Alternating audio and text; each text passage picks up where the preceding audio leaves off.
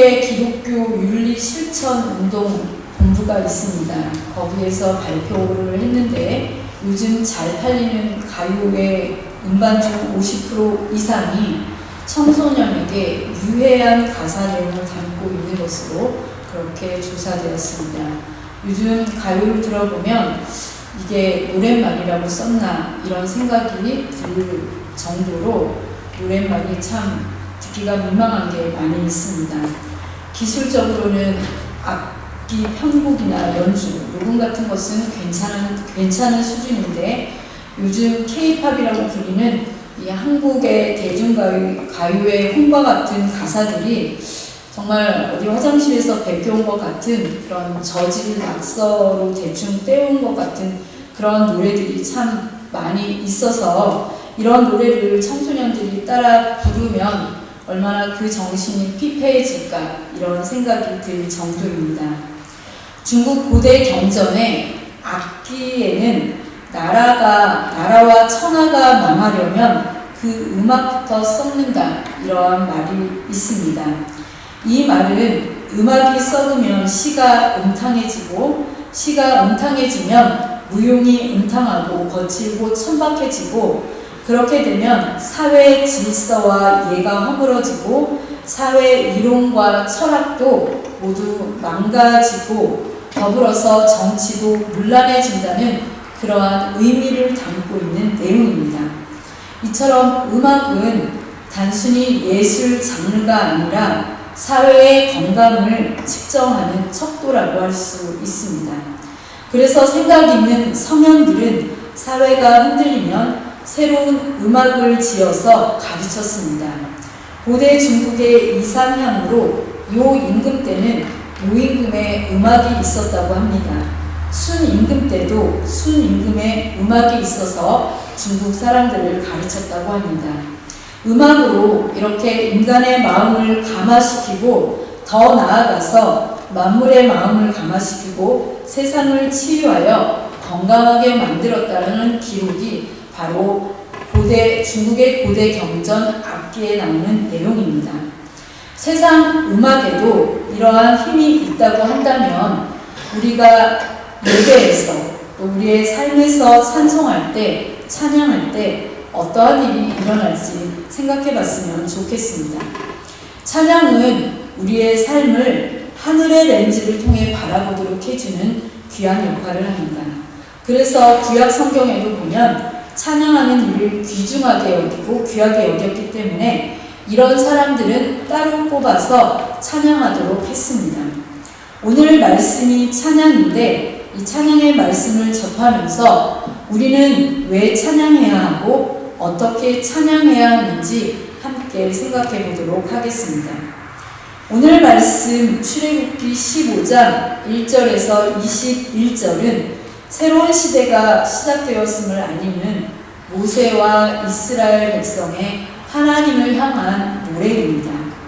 이스라엘 백성이 애굽에서 어떻게 나왔으며 홍해를 어떻게 건넜는가는 말씀을 통해서 잘 아실 것입니다. 하나님께서 홍해를 가르시고 마른 땅으로 이스라엘 백성을 건너가게 하셨습니다. 이제는 더 이상 애굽의 군대를 두려워하지 않아도 됩니다. 이제 다시는 그들을 만날 일이 없어졌습니다. 하나님께서는 이스라엘 백성을 완벽하게 구원하셨고 모든 위험으로부터도 해방시키셨습니다. 이런 부분에서 신앙인들이 잊지 말아야 할 것이 있습니다. 오늘 말씀에서 모세와 이스라엘 백성은 홍해에서 벌어진 놀라운 사건을 감격하는 것으로 끝나지 않고 오직 큰 능력을 행하신 하나님을 바라보면서 자신들을 사망에서 건져내신 하나님의 구원을 감사함과 기쁨으로 노래하고 있습니다. 본문에도 그러한 기쁨을 노래하고 있습니다. 오늘 1절 말씀을 다시 보시겠습니다. 내가 여호와를 찬송하리니 그는 높고 영화로우시며 말과 그 탄자를 바다에 던지셨음이로다. 이 출애굽기 15장은 이 세상에 현존하는 노래 중에 가장 오래된 노래라고 추정하고 있습니다. 나라는 1인칭으로 불리기에 사람들은 모세의 노래라고 그렇게 이름을 붙였습니다. 하지만 그것은 모세가 작곡했다는 말이 아니라 모세로 대표되는 이스라엘의 구원받은 공동체의 노래라는 그러한 뜻입니다. 이 노래는 대략 3,500년이라는 세월 동안 입에서 입으로 전해져 내려왔습니다. 이스라엘 백성들은 자기들을 구원하신 하나님을 표현하기 위해서 다양한 은유를 사용하고 있습니다. 2절, 3절 말씀에서는 나의 힘, 노래, 나의 구원, 나의 하나님, 용사, 이렇게 하나님을 은유적으로 표현하면서 노래하고 있습니다. 이런 것을 보면 하나님은 인식의 대상이 아니라 경험의 대상이다, 이렇게 말할 수 있습니다. 나의 힘이나 노래, 나의 구원, 나의 하나님, 용사라고 표현한 이 노래들은 다 이스라엘 백성이 경험한 하나님을 노래하고 있는 내용입니다. 이 모세의 노래는 역사상 가장 극적이었던 홍해 사건을 주제로 하고 있습니다. 그 내용이 출애굽기 15장 4절에서 5절, 8절, 10절 말씀에 기록되어 있습니다. 그가 바로의 병거와 그의 군대를 바다에 던지시니 최고의 지휘관들이 홍해에 잠겼고 깊은 물이 그들을 덮으니 그들이 돌처럼 깊음 속에 가라앉았도다. 8절에 보면 주의 콧김에 물이 쌓이되 파도가 언덕같이 일어서고 큰 물이 바다 가운데 엉기니이다. 그 다음에 10절 말씀에 보면 주께서 바람을 일으키심에 바다가 그들을 덮으니 그들이 거센 물에 낫같이 잠겼나이다. 홍해를 건넌 후에 이스라엘 백성은 하나님이 어떻게 원수를 물리치셨는지를 고백하며 하나님의 구원을 찬양합니다. 죽을 뻔한 자신들이 다시 살아가는 것을 찬양하는 것이 아니라 홍해에서 자신들을 건지신 하나님의 구원 능력을 찬양하고 있는 것입니다. 이것이 하나님의 구원을 깨닫게 된 신자의 모습입니다. 그리고 구원의 하나님에게서 증거된 긍휼과 사랑을 감사하고 노래하면서 하나님의 언약대로 모든 일을 이루신 하나님의 신실하심을 높이고 그 이름을 찬양하는 것이 바로 우리 성도의 의무입니다. 다시 말하자면 진정한 성도는 자기 구원으로 기뻐하는 것이 아니라 나의 구원을 위해 죄의 짐을 지시고 희생하시고 피 흘리신 주의 은혜를 기뻐합니다. 죄 있는 자를 죄 없는 자로 만드신 거룩하신 분의 그 사랑을 기억하며 노래합니다. 이렇게 죄인의 운명을 담당하신 은혜가 우리의 생명을 있게 했기 때문에 신자는 말할 수 없는 기쁨과 감사를 매일매일 우리의 삶에서 또 예배에서 표현해야 합니다. 그리고 하나님은 이러한 감사와 찬양이 늘 끊이지 않는 그러한 신자로 우리를 만들어 가십니다. 하나님의 은혜와 능력을 체험한 사람, 하나님을 사랑하게 된 사람은 자연스레 세상과 구별되기 시작합니다. 그래서 그들을 성도, 구별된 사람이라고 부릅니다. 시편 40편 1절에서 3절까지의 말씀에서도 다윗은 다음과 같이 노래하고 있습니다. 내가 여호와를 기다리고 기다렸더니 귀를 기울이사 나의 부르짖음을 들으셨구나. 나를 기가 막힐 웅덩이와 수렁에서 끌어올리시고 내 발을 반석 위에 두사 내 걸음을 견고하게 하셨구나. 새 노래 곧 우리 하나님께 올릴 찬송을 내 입에 두셨으니 많은 사람이 보고 두려워하여 여호와를 의지하리로다. 다윗도 절체절명의 위기에서 기가 막힐 웅덩이와 수렁에서 여러 번 구원받았습니다. 그리고 그 구원을 통하여서 3절 말씀에 보면 새 노래를 배웠습니다. 그런데 그 새 노래는 하나님께 올릴 찬송인데 스스로 지은 노래가 아닙니다. 하나님이 내 입에 두신 것, 이렇게 고백하고 있습니다. 새 노래, 곧 우리 하나님께 올릴 찬송을 하나님께서 친히 가르쳐서 우리 입에 두신 것입니다. 찬양을 만들고 또 찬양을 작사하시는 분들의 한결같은 이야기가 자기의 힘으로 지은 것이 아니라 성령의 감동 감화하심으로 이 찬송가를 짓고 또 저희가 즐겨 부르는 복음성가 CCM 곡들을 지은다고 그렇게 고백하는 것을 보면 오늘 다윗의 이 고백이 절대로 그냥 나온 고백이 아니라는 것을 보여줍니다. 오늘 말씀에 나오는 찬양도 이스라엘 백성이 부른 것이지만 그때까지 누구도 들어보지 못한 내용을 담은 전혀 새로운 차원의 노래, 그렇기 때문에 하나님이 친히 가르치신 그러한 노래입니다. 하나님은 이 출애굽 사건을 통하여서 새로운 시대를 열고 새로운 노래를 가르치셨습니다. 그 노래와 함께 옛것을 잊게 하시고 이스라엘 백성을 새로운 피조물로 재창조하시겠다는 뜻입니다. 출애굽기 저희가 읽지는 않았지만 15장 14절에서 15절 말씀을 보면 이 하나님의 위엄에 대한 소문이 빠르게 세상에 번져나갔음을 보여줍니다. 이 소문을 듣고 여러 나라가 떨었습니다. 블레셋 주민들이 두려움에 사로잡히고 에돔 두령들이 놀라고 모압 영웅들이 떨림에 잡히고 가나안 주민들이 낙담했다고 전하고 있습니다. 그들은 출애굽 공동체를 호의적으로 받아들이지 않던 그러한 나라들입니다. 주민들도 놀랐지만 두령 영웅들이 놀랐다고 표현합니다. 이들의 놀람을 출애굽기 15장 16절에는 이렇게 기록하고 있습니다. 놀람과 두려움이 그들에게 임함에 주의 팔이 크므로 그들이 돌같이 침묵하였사오니 여호와여 주의 백성이 통과하기까지 곧 주께서 사신 백성이 통과하기까지 하였나이다. 이렇게 표현하고 있습니다. 주의 크신 팔 앞에서 그들은 돌같은 침묵에 빠질 수밖에 없었습니다. 그런데 그 기간이 짧은 기간이 아니었습니다. 출애굽 공동체가 그들의 땅을 지나가기까지라고 이렇게 기록하고 있습니다. 이스라엘 백성은 바다에서 물벽 사이를 걸었던 것처럼 적들의 한 복판을 걸어서 약속의 땅에 이를 것을 기정사실로 노래하고 있습니다. 이 일은 이미 이루어진 일이 아닙니다.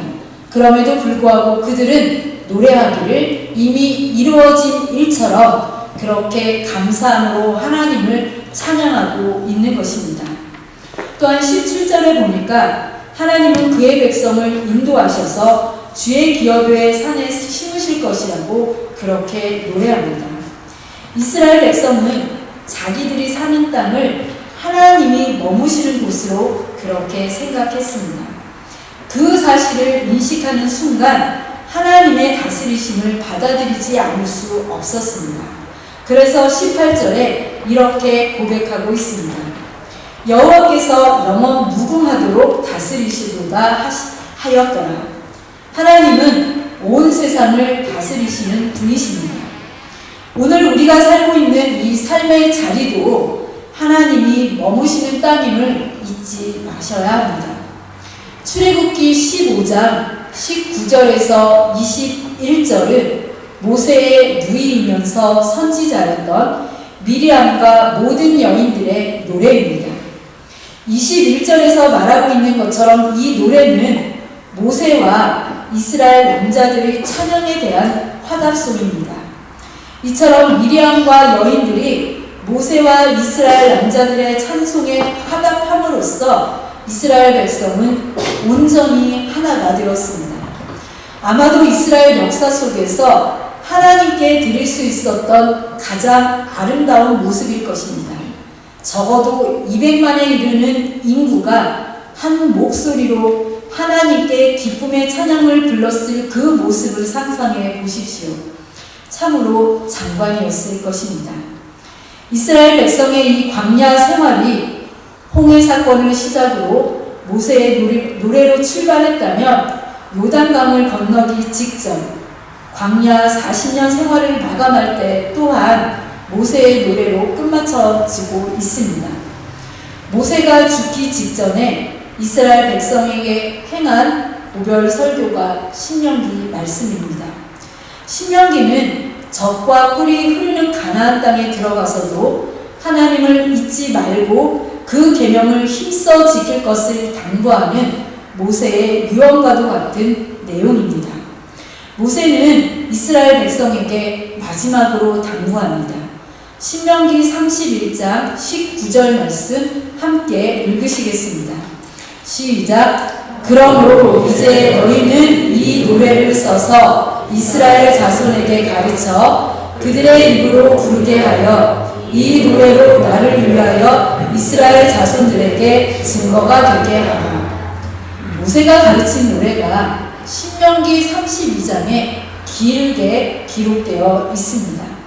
이것은 무슨 뜻일까요? 이스라엘 백성이 지나온 40년의 광야 생활은 곧 우리들이 살아가는 인생길과도 같습니다. 그래서 사도행전 7장에서 스데반 설교를 보면 스데반은 이 광야 40년에 대해서 광야교회 이렇게 기록하고 있습니다. 광야교회는 하나님을 찬양하는 노래로 시작해서 역시 하나님을 찬양하는 노래로 끝맺음하고 있는 것을 보여주고 있습니다. 이 모든 성도들은 우리 모든 성도들은 이 땅을 듣고 사는 동안 그 입에서 찬양이 떠나서는 안 됩니다. 기쁠 때에도 찬양하지만 슬플 때에도 찬양해야 합니다. 이 세상을 떠나면서 우리 자손들에게 가르칠 노래 역시 하나님께 올릴 찬양의 노래입니다. 찬양은 우리가 죽는다고 해서 끝나지 않습니다. 그 말씀은 요한계시록 15장 2절에서 4절 말씀이 증거하고 있습니다. 또 내가 보니 불이 섞인 유리바다 같은 것이 있고 짐승과 그의 우상과 그의 이름의 수를 이기고 벗어난 자들이 유리바닷가에 서서 하나님의 검은 볼을 가지고 하나님의 종 모세의 노래 어린 양의 노래를 불러 이르되 주 하나님 곧 전능하시며 하시는 일이 크고 놀라우시도다. 만국의 왕이시여 주의 길이 의롭고 참되시도다.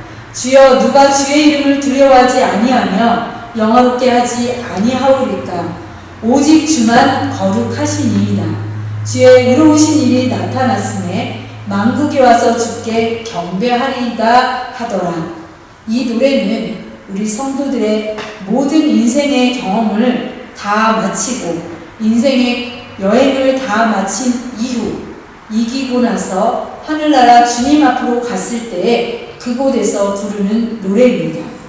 그곳에서 우리는 검은 고, 그것도 하나님의 검은 고를 가지고 노래를 부를 것입니다. 그 노래는 놀랍게도 모세의 노래입니다. 그것은 우리를 구원해 주신 예수 그리스도의 어린 양의 노래입니다. 사람들은 저마다 기가 막힌 사연들을 가지고 살아갑니다. 어떤 사람은 너무 고생하여서 자기 이야기를 쓰자면 소설책 20권으로도 모자란다고 그렇게 말합니다. 그런데 그 길고 긴 사연을 한마디로 어떻게 요약할 수 있을까요? 자신의 생애를 한마디로 무엇이라고 말할 수 있을까요? 세상을 떠날 때에는 한 가지 생각만 가지고 간다고 하는데 우리는 어떠한 말을 가지고 갔겠습니까? 산다는 것은 그 마지막을 준비하는 과정입니다. 그 마지막 말이 곧 나 자신이며 그것으로 나의 인생 전체가 결정되기 때문입니다. 오늘 말씀에서 우리 성도들이 마지막에 어떤 말을 해야 할지 가르쳐 줍니다. 출애굽기 15장 21절 말씀, 이 말씀도 다 함께 읽겠습니다. 너희는 여호와를 찬송하라. 그는 높고 영화로우시며 말과 그 탄 자를 바다에 던지셨음이로다. 아멘. 찬양은 타락한 인간의 시대를 물리치고 하나님의 시대로 인도하는 힘이 있습니다. 찬양은 인생의 출발점에서 마지막까지 부르는 노래입니다. 이 찬양은 우리 자녀들에게 가장 먼저 가르쳐야 할 노래입니다. 이 찬양은 우리가 이 땅을 떠난 후 하나님 앞에서 하나님의 검은 불을 가지고 부를 어린 양의 노래입니다. 이 찬양을 부를 때 힘이 생기고 이 찬양을 부를 때 마귀가 물러가고 하나님의 영이 임한다고 성경 말씀은 기록하고 있습니다. 따라서 여러분이 찬양을 부르실 때에도 그 가사를 마음에 새기며 힘차게 열심히 부르시기 바랍니다. 그래서 찬양이 우리의 삶이 되도록 그렇게 하시기를 바랍니다. 이러한 찬양의 삶을 사시는 저와 여러분이 되시기를 간절히 소망합니다.